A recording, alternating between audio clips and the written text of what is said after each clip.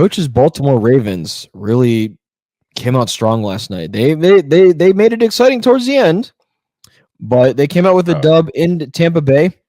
They came out with a score of 41-31. This is going to be kind of our big talk of the night. It's a big game we're going to talk about tonight. Coach, take it away.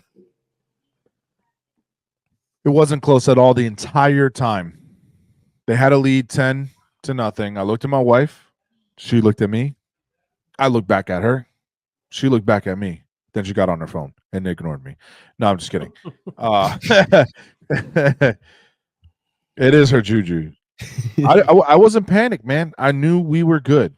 We got slapped in the mouth right away, and then that was it, dude. We took off. And the way we played, give me a break. Okay, give me a break. This team is so much fun to watch. Derrick Henry with the second fastest rushing attempt this year. Oh, okay. Can I talk about that real quick? Go for it. When my dad told me that, because I hadn't heard that. When my dad told me that, I said, if that motherfucker, that big bitch was running that fast at me, I'm dead. I'm done. I'm moving. No, I'm going to the fetal position immediately. I ain't one of them goddamn the bull fight. I'm moving. Shit, missed tackle. Sorry, my bad. Man. Do you imagine him hitting you at 21.7 miles per hour? No. Fuck, bro. That's crazy. No. He is a spectacular human being. Like the dude, his diet, people criticized him. Man is 30 years old and he's still doing what he's doing. Still leading the league. He finished the game with not a touchdown, but almost 170 rushing yards for 15 carries. Give the man some respect. I'm still pissed that Jerry didn't sign him. Oh, well, he doesn't fit their offense. But hold on a second. That was actually, for once, he had a mature response. For once, he was like, I'm going to be honest. Once I'm going to be honest, be like, if he came here, I can't guarantee he'd be having a career year like he's having. Yeah. For once, Jerry was like, it was a mature response, but at the same time, he also says, oh, he doesn't fit our offense. Now he doesn't fit your offense. Motherfucker, he is the offense. He is the fucking offense. Like, what? Oh my God. What are you talking about? Yeah. No, Derrick Henry goes off. You know what was another thing? When Derrick Henry switched around, did that run, he bopped to the other side, and you had Lamar Jackson go out there and lead block for him. That was freaking beautiful. The quarterback out there sacrificing himself to lead block. That was insane. That gave me like goosebumps. It was big day. I mean, yeah, there you go. Rick says 11.3 yards per carry is crazy. Rick says, I will admit I was one that said that his career is over, and I was definitely wrong. Dude is on pace to break the record for yards this year. Now, let's not take away from Lamar Jackson's amazing ass fucking game as well. Almost a perfect passer rating, 17 for 22, 281 yards, 5 freaking touchdowns. Ridiculous. This is not an easy team. We didn't play the Giants. No offense to the Giants fans. Oh, gosh. This is not an easy team. It really. You be careful. Oh, okay. Not to mention 9 rushes for 52 yards. Like, hey man, I get it. You're gonna get the haters. Oh, but what does he do during the playoffs? Man, I ain't worried about the playoffs right now. I'm watching this game. You gotta respect game, baby. And the score does not depict the game. This was an ass beating. This was an ass whooping. It was 41-17 to where they had to score 21 points in the fourth quarter when the Ravens went literally on cruise control, still scored a touchdown to the point where they pull all their starters, and these dumbass Tampa Bay Buccaneers keep going, losing Evans in the middle of the game. Yeah, that was bad. Not in the middle of the first quarter of the game. Losing Evans, and then you got 50 seconds left on the clock. 50 seconds left on the clock. You're down by 10. Let it go. The Ravens have not had their starters on the field now for about 2 to 3, 4 minutes. Let the game go. Live to fight another day. Now you're in trouble, Buccaneers. Because not only did you lose number 1, you lost number 2. Yep. And let me tell you something. When I saw that replay of that man look at the trainer, if you want to show that clip. I got Yeah, you. Chris Godwin. When that shit gave me chills, man. He looks at the trainer and says, my career's done. Because you wanted to try and win with 50 seconds left on the clock. Terrible coaching. Yeah, shame on you, Todd Bowles. He's a tremendous player. Or he'd bring the house on him. Here's Godwin for a first down, and now he's. Oh no! It's tearing me apart, and it's ruining every day. He can't get up.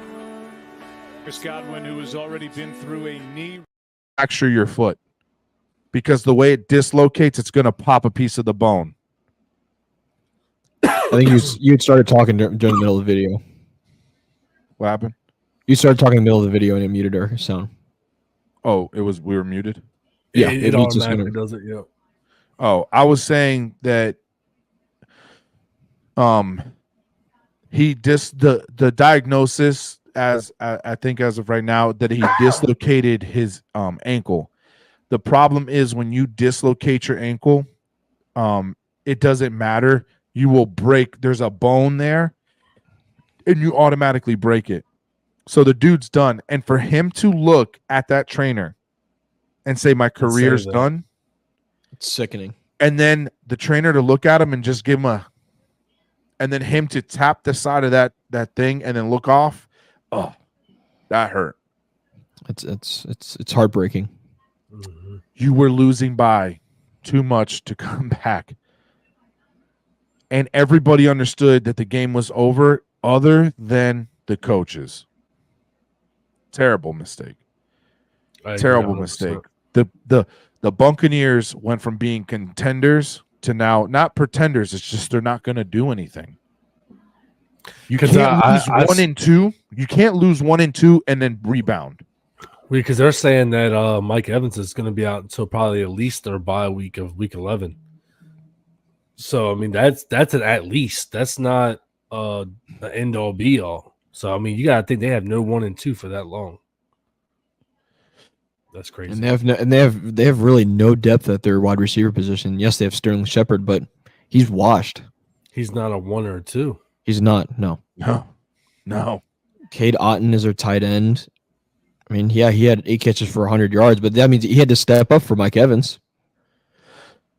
I really think if the Ravens keep balling out like this, they're going to be the AFC rep in the Super Bowl. I do too, man. I just hope we can keep that train going. I just think if we keep this train going, our defense, Roquan Smith had a hell of a game. Hell of a game. I got that pulled up too. Indeed.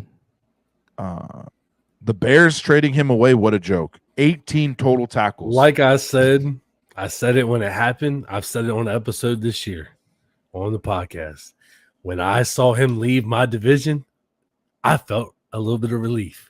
So to feel that from my perspective, I told my dad as soon as it happened, you all just got a good one because that man is a fucking monster. He said, except for Christmas Day. It's okay, Riggs. We just won't be friends that day. Oh, gosh. And let's bounce back to Baker Mayfield. Don't get me wrong, man. I know that even though Baker Mayfield will throw interceptions, he can still keep the team in the game. And he did. But here's the problem. Like I said last week, You can't throw those interceptions on a good team that will capitalize on those interceptions, and that's what happened. Baker Mayfield went 31 for 45, 370 yards, 3 touchdowns, but 2 interceptions. 2 interceptions are turned into scores. You cannot do that. Mayflower. You cannot do that. I don't know, man. I kind of, a lot of people respect him and like him, but you cannot do that against a good team. And look what happened. You did it against a good team, and they capitalized every time. We're going to come up with a list with all these nicknames that we have for each player. We can't keep up. Oh, gosh. But, yeah, that's a great take on Baker. And like you said, shame on Todd Bowles for keeping all the starters in 50 seconds. Just take a knee. It's not worth it. It's not worth, risking your starting players. And that's exactly what happened. Yeah. No, yeah, 100%. And I just thought, and I thought it was funny because I saw an interview. I didn't send it to you, buddy, but there's an interview where they're talking to Derrick Henry about that play where Lamar Jackson is his lead blocker. And he was legitimately blown away. And he said a superstar of that caliber quarterback to do that, you can just see how much that meant to him. Because Henry's not a flashy dude. And I don't understand the hate behind him. The man does his thing, scores the touchdown. He hands the ball to the ref. He doesn't celebrate, and he just goes to the side. But he's always been a straight up and down player. Yeah. So I don't I can't humble. I guess I can see it because if they're like division rival, But man, I can't hate a guy like that. I could never hate a guy like that. There's no reason. There's no reason to. And for him to feel the way that he felt and seeing Lamar Jackson get in front of him and like block, that was really cool. And he was blown away. There's a speech, not a speech, but a little locker room press where they asked him about it. And it was really cool. Another interesting thing, did you guys know that Baker Mayfield and Mark Andrews are like best friends? Yeah. And they don't. And Mark Andrews refuses to talk to him. Did you see the interview with? He was like, "I'm hurt. He's hurt. Like, he's legitimately butthurt about it. Like he don't talk to me during the season." And I'm just like, "Damn, that's." He was crazy. like, "He was at my wedding." Yeah. He was like one of his best men or something like that. Holy cow! Yeah, that's crazy. It was a funny interview. Absolutely. Coach, can we talk about the ridiculous amount of penalties that were called last night? Can we get into that, please? And surprisingly, the second and goal at the 40-yard line is insane. That's like stupid. Second and goal at the 40-yard line is absolutely insane. I granted, I know some of those are our mistakes and stuff, but man, these referees, dog, they either don't call anything or they're calling everything. Yeah. I think that the crew last night was notorious for that crew's notorious for just calling everything. Yeah, I figured that was the crew. Refs are trash this year, college and pro. No, I agree. Yeah, Rig, I completely agree, dude. These refs, they're on another fucking level. It's bad. I don't know what it is. Yeah, it's bad. It's not good. And even with all of that, all the referees, I would say against us last night, we still prevailed. Yeah. Balls don't lie, baby. I said that a few times last night.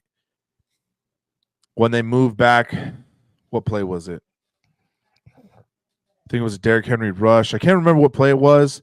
Wait, all I know is that at one point when you're second and goal at the 38-yard line, that's fucking insane. I think I even said that in the chat. I was like, what in the fuck is going on? I mean, I'm not right. Well, if Kansas City's playing, they're the biggest cheerleader supporters there. It was bad, man, but I don't want to talk about it, man. At this point in time, it is what it is. We know. It's over. Y'all got the dub. We just gotta beat them to a pulp. Anybody we play for none of that to come back and bite us in the rear, in the back end. So indeed. Hey, if you're still in here, if you're still in the chat, we appreciate you spending your Tuesday evening with us. Make sure you're hitting that like and follow button. Make sure you're subscribing. Make sure you're showing some love in our community. Absolutely.